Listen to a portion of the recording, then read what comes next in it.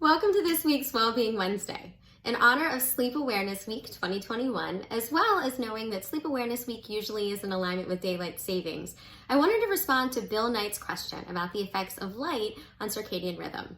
And so we know with our sleep that light actually plays a really important role. So in general, with our circadian rhythm, bright light actually is going to affect our ability to fall asleep. When we're exposed to more light, our bodies are going to feel more awake. And so that's why in nighttime during our wind down routine, think of just naturally how the sun is setting, we experience dusk. Those cues when there's less light help our bodies to recognize that it's time to go to sleep.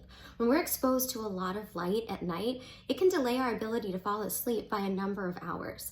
That's one of the reasons why we want to be careful about how much technology and light exposure we're getting later in the evening. If you find that you're having difficulty falling asleep, think about using more dim lighting and other things in the evening to be able to reduce the amount of light that you're exposed to.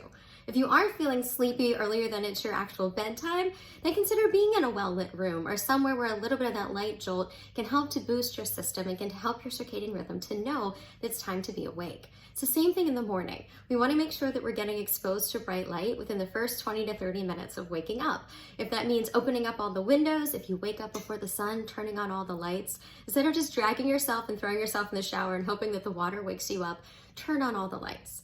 That's also why it's really important that when we wake up in the middle of the night, that we aren't exposing ourselves to lots of light. Use a night light or something that's going to expose less light, so then that way we want to make sure we're not tripping and falling as we're heading to the restroom, but at the same time we want to make sure that we're not waking our brains up too much. So be well and enjoy sleep, and we will see you next week.